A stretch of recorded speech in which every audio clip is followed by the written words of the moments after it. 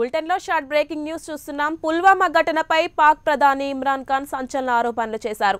ఆధారాలు లేకుండా భారత్ ఆరోపణలు చేస్తే ఉపేక్షించేదే లేదని హెచ్చరించారు.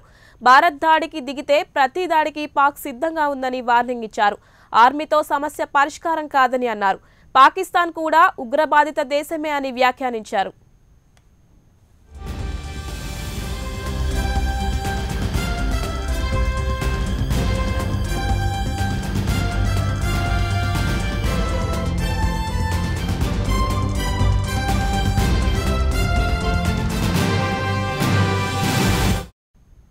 పుల్వామా ఘటనపై పాక్ ప్రధాని ఇమ్రాన్ ఖాన్ సంచలన ఆరోపణలు చేశారు.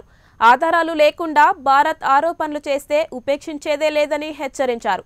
భారత్ దాడికి దిగితే ప్రతి దాడికి పాక్ సిద్ధంగా ఉందని వార్నింగ్ ఇచ్చారు. ఆర్మీతో సమస్య పరిష్కారం కాదని అన్నారు. పాకిస్తాన్ కూడా ఉగ్రబాధిత దేశమే అని వ్యాఖ్యానించారు.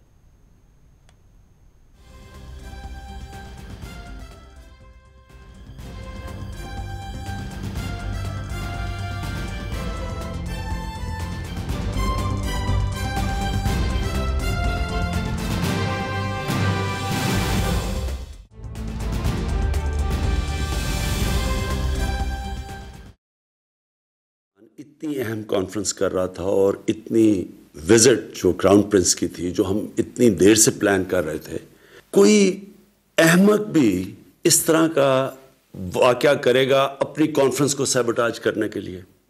और अगर ये ना भी होती उनकी विजिट, पाकिस्तान को इससे क्या फ़ायदा है?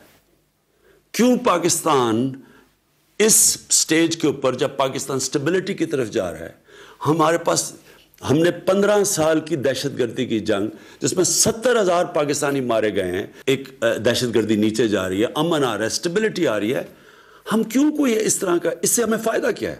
करे और ना बाहर से आगे कोई पाकिस्तान में दहशतगर्दी करे। हम स्टेबिलिटी चाहते हैं।